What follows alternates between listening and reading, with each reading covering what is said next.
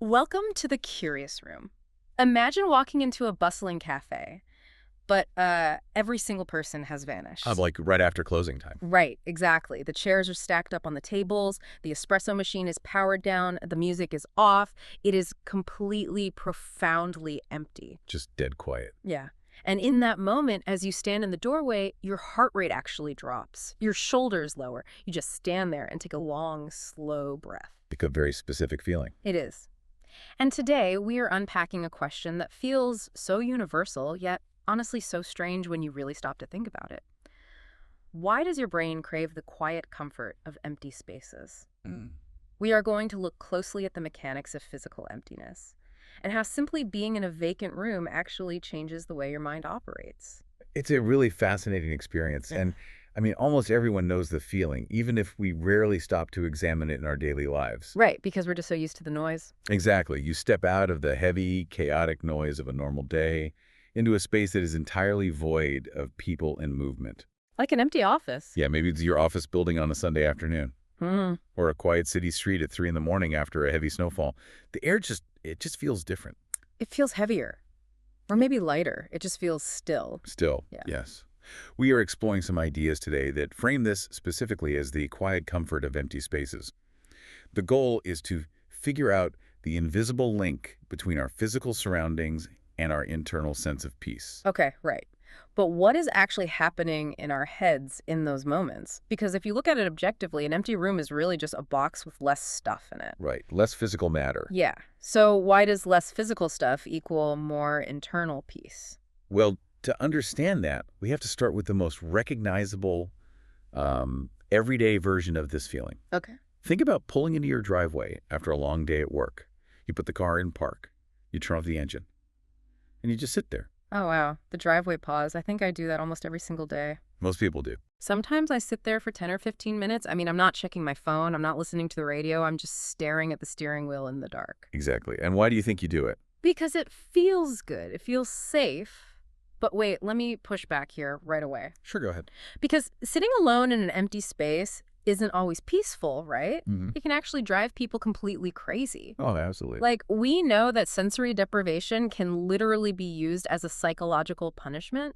People lose their minds in solitary confinement. They do. So where is the line? What is the difference between the quiet comfort of my parked car Yeah. and the maddening isolation of being locked in an empty windowless basement? That is the crucial distinction we have to make here. We have to separate emptiness from deprivation. Emptiness versus deprivation. Right. Yeah. Because when you are trapped in an empty room, you are experiencing a deficit.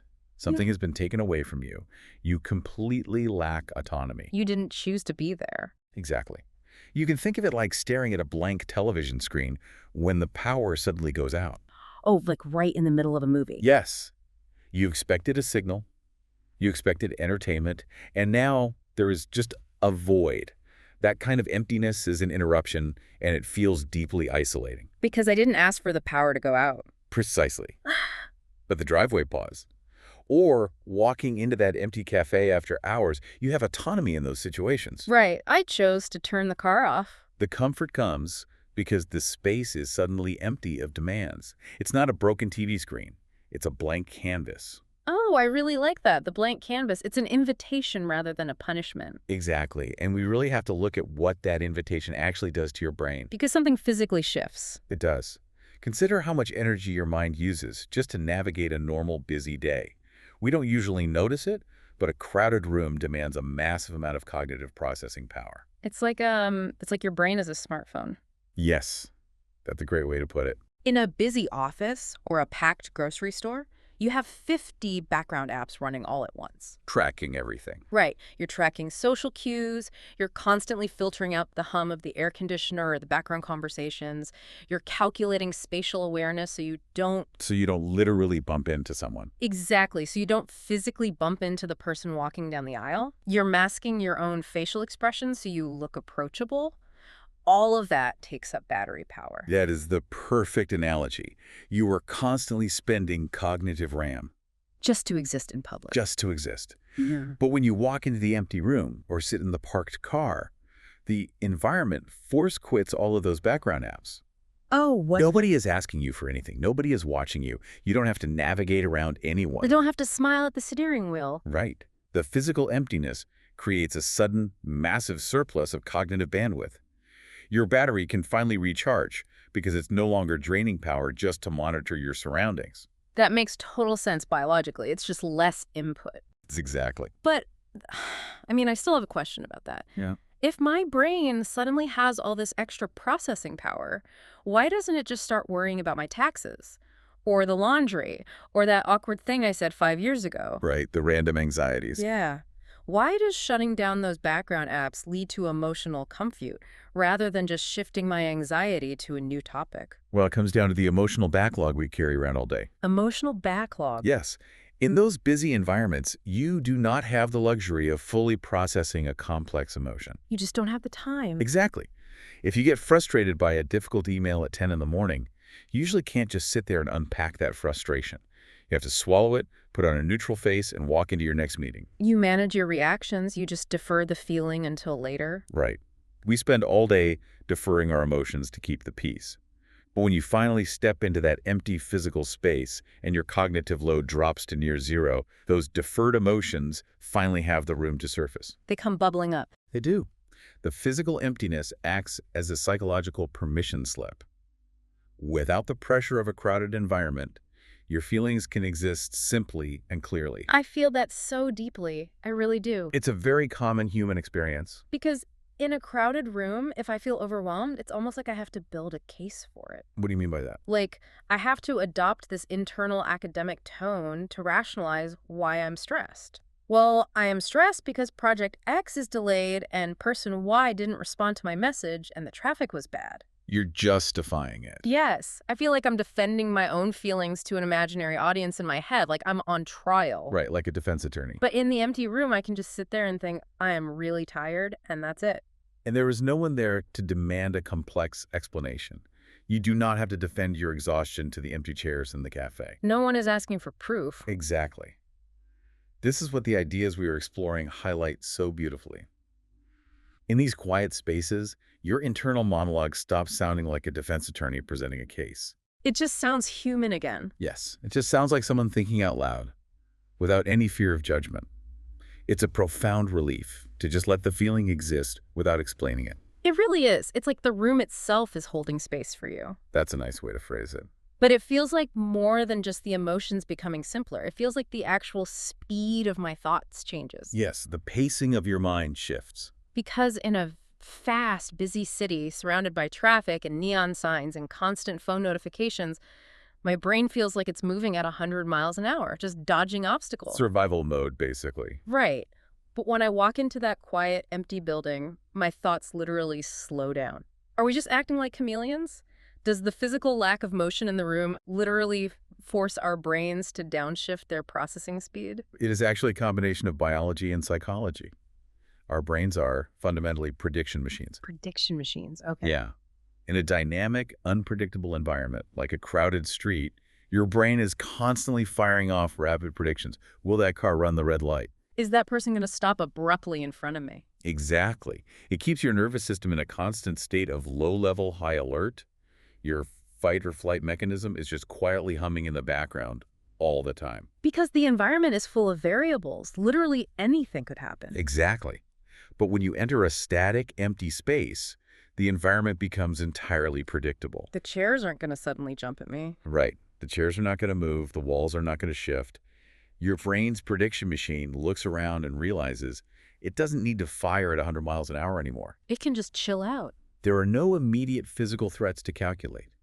The vacuum of physical stimulus signals your nervous system to stand down, and that allows your thoughts to unfold slowly and gently. But wait, nature abhors a vacuum, right? It does. If there is no physical stimulus coming in, we are going to fill that empty space in our minds with something. We absolutely do. But instead of filling it with rushed anxieties and rapid reactions to external threats, we fill it with deliberate reflection. The ideas we are looking at contrast our loud daily life with these quiet moments by comparing daily life to a motivational lecture. A motivational lecture. That's an interesting way to frame it. Think about the tone of modern life.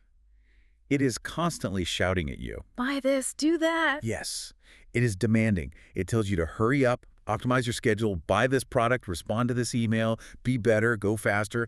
It's a relentless, exhausting lecture. And when you step into the empty space, the shouting stops. Exactly. And because the room isn't shouting at you, your mind doesn't have to shout back. It can just whisper. That is beautifully put. You aren't trying to solve a massive, urgent problem anymore.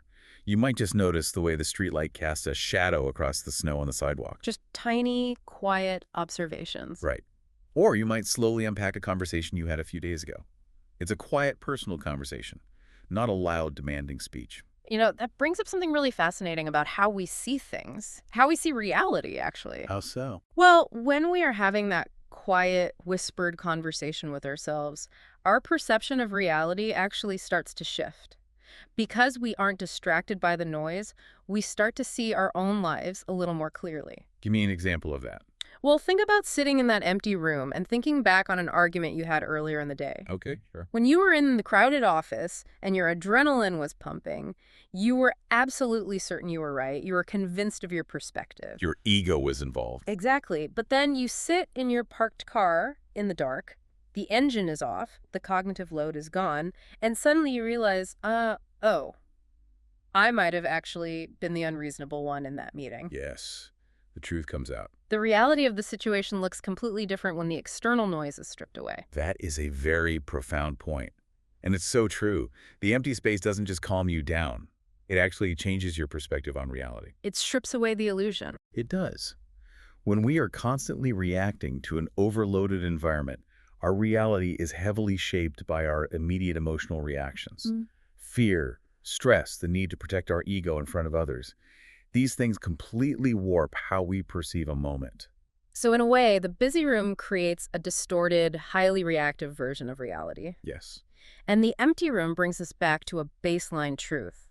We realize a lot of what we believed in the heat of the moment was just wrong. It allows you to strip away the social conditioning and the immediate stressors. When you do not have to defend your ego to a room full of people, you can actually be honest with yourself. It's just you and the truth. It's why so many of us experience these quiet late-night epiphanies. The house is entirely quiet, everyone is asleep, and suddenly you see a problem you've been struggling with for weeks in a completely new light. Everything just clicks.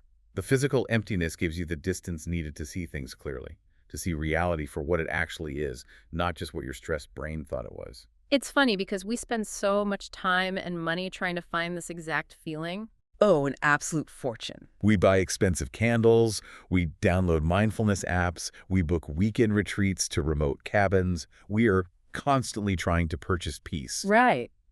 But really, the mechanism behind that peace is entirely free. It's literally just the absence of stuff, and it's sitting right in front of us. It's just a matter of recognizing the immense value of that empty space. Yeah. When you understand the mechanics at play, that you are reclaiming your cognitive bandwidth, lowering your nervous system's alert level, and giving your deferred emotions a safe place to unpack these spaces, stop being just accidental moments in your day. They become tools. Resources, yes. You can actively leverage them. If you know your brain is overloaded, you can purposefully seek out an empty room. Like hiding in an empty conference room for 5 minutes. Exactly. Not to escape your life or to hide from your responsibilities forever, but to intentionally reset your processing power and find your baseline again. Let's bring all of this together for you listening right now. We started this deep dive by looking at a simple, almost eerie feeling. Standing in a cafe after closing time. Or sitting in a parked car and wondering why it feels so uniquely comforting. And what we've uncovered is that the peace you feel in those moments isn't actually about the absence of things. It's not just about, less noise. No, it is about the space that the absence creates.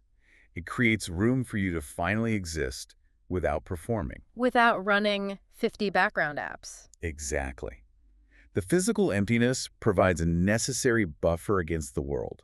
It strips away the complex demands of modern life and allows your thoughts to unfold at a natural human pace. It turns off the motivational lecture in your head. It force quits the background apps, draining your battery. And I think that is why this matters so much. It's practical. It is, because the next time you feel completely overwhelmed by the sheer complexity of your day, you can remember this mechanism. You can intentionally stay at the office for 20 minutes after everyone else goes home. Or You can sit in your driveway for an extra 5 minutes before walking through the front door. Just let the empty space hold the weight for a moment, so you don't have to carry it all yourself. Allow yourself that quiet, personal conversation. It is essential maintenance for your mind. But that leaves me with one final thing I can't quite shake.